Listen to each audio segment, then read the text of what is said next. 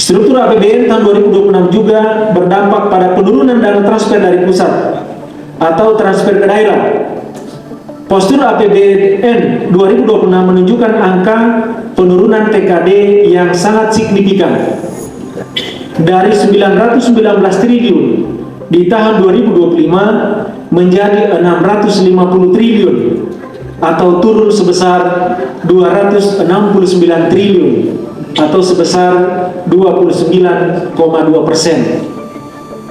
Hal ini akan berdampak pada menyusutnya kapasitas fiskal daerah, sehingga cenderung memperlambat belanja untuk infrastruktur dan program sosial lainnya.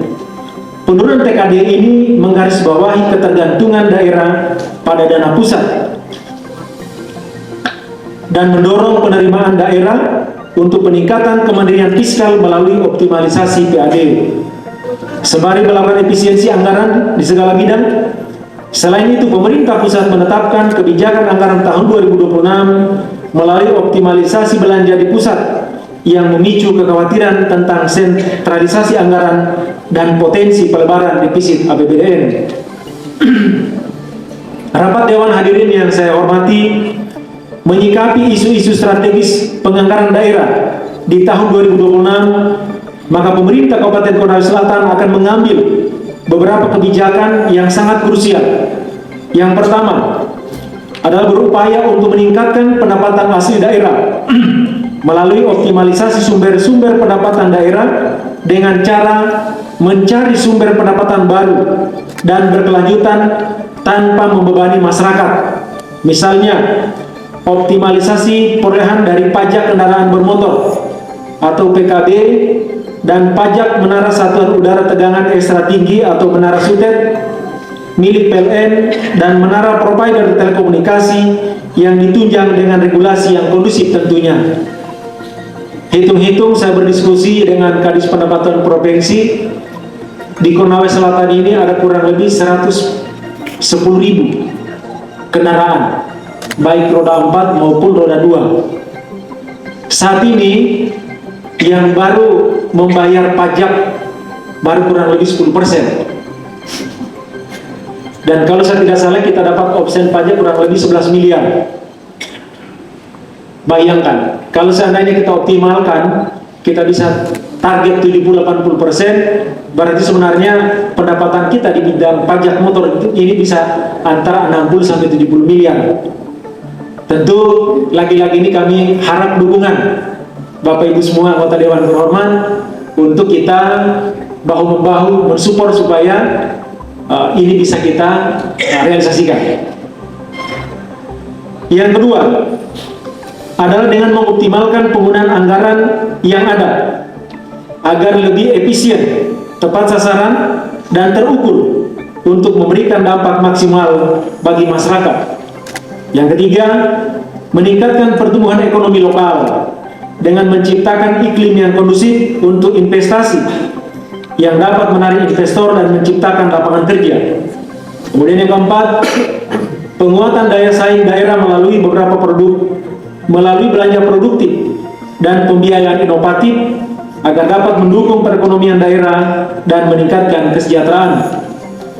Arah kebijakan pembiayaan daerah juga diarahkan lebih strategis dan berhati-hati melalui evaluasi terhadap pembiayaan daerah yang produktif serta mendorong kemitraan publik swasta dalam pembiayaan infrastruktur strategis dan program pembangunan daerah lainnya yang non-fisik seperti bantuan terhadap program setara konsep, yaitu pemberian bantuan UKT SPP gratis, baju seragam gratis BPJS, serta pemberian pupuk gratis bagi petani.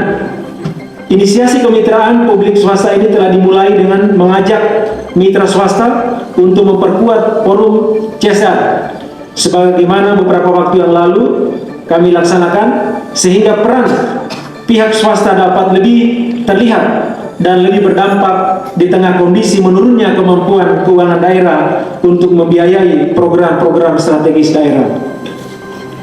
Kebijakan ekonomi daerah pada APBD tahun 2026 menegaskan komitmen pemerintah daerah untuk menciptakan pertumbuhan ekonomi yang inklusif, berkualitas dan berkelanjutan, Kebijakan ini tidak hanya menjawab tantangan ekonomi jangka pendek, tetapi juga mengarahkan seluruh sumber daya fiskal, kelembagaan dan sosial menuju transformasi ekonomi lokal yang berbasis sumber daya daerah, daya saing lokal, dan kemandirian fiskal. Adapun proyeksi pendapatan belanja dan pembiayaan dapat diuraikan sebagai berikut. Pada struktur pendapatan terjadi penurunan yang cukup signifikan, yaitu sebesar 168 miliar 851 juta 598.323,97 rupiah, atau turun sebesar 10,49% dari 1 triliun 609 miliar 306 juta 824.485,97 rupiah. Pada APBD tahun 2025 menjadi 1 triliun 440 miliar 455 juta 226.162 rupiah pada APBD RAPBD tahun 2026 ini, atau turun kurang lebih 200 miliar. Penurunan porsi pendapatan ini sangat signifikan terlihat pada pendapatan transfer dari pemerintah pusat dengan penurunan TKD sebesar 9,81% dari 1 triliun 404 miliar 126 juta 856.600 rupiah, atau turun sebesar 137 miliar 802 juta 574.000, sehingga menjadi 1 triliun 266 miliar 324 juta 282.000 rupiah. Selanjutnya pada struktur belanja daerah yang terdiri dari belanja operasi, belanja modal, belanja tidak terduga, dan belanja transfer. Penurunan yang cukup signifikan juga terjadi sebesar 210 miliar 878 juta 743.077,56 rupiah, di mana pada APBD perubahan 2025 sebesar 1 triliun 635 miliar 362 juta 291.791,56 rupiah, atau turun menjadi 1 triliun 424 miliar 483 juta 548.714 rupiah pada RAPBD tahun 2026 ini. Jadi Bapak Ibu sekalian, anggota Dewan yang kami hormati, dalam 2 tahun ini kita terjun bebas sebesar 400 miliar. Kemudian yang ketiga, pada struktur pembiayaan juga mengalami penurunan, di mana proyeksi Silpa dari audit Silpa tahun 2025 sebesar 67 miliar 27 juta 144.753,59 rupiah, turun sebesar 42 miliar 27 juta 144.753,59 rupiah,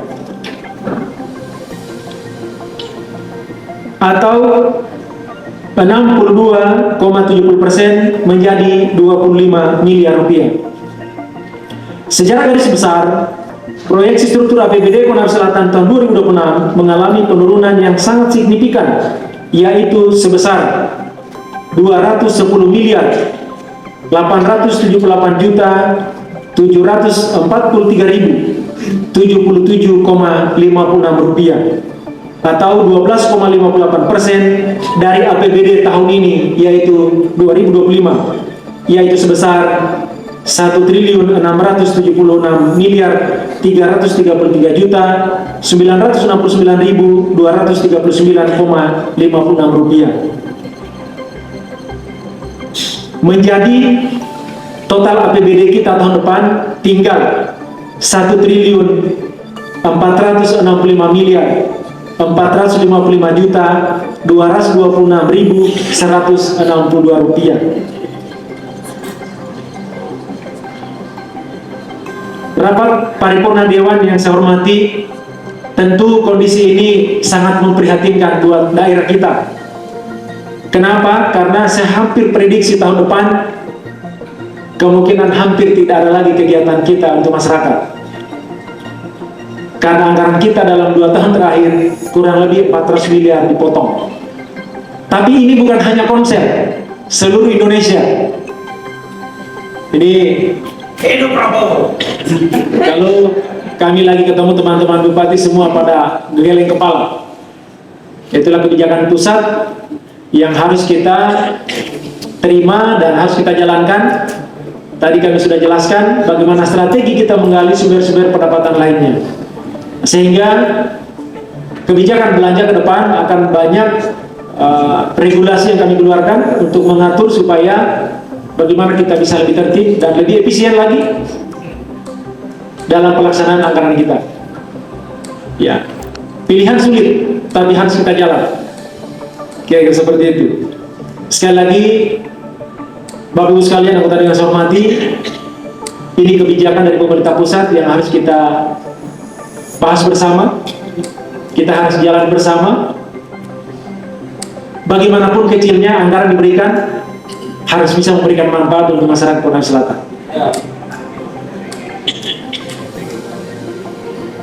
Kami juga baru-baru melakukan eksekutif meeting dari beberapa perusahaan dalam rangka menggali kewajiban mereka dalam bidang CSR supaya beberapa program strategis pemerintah daerah mereka juga ikut berpartisipasi.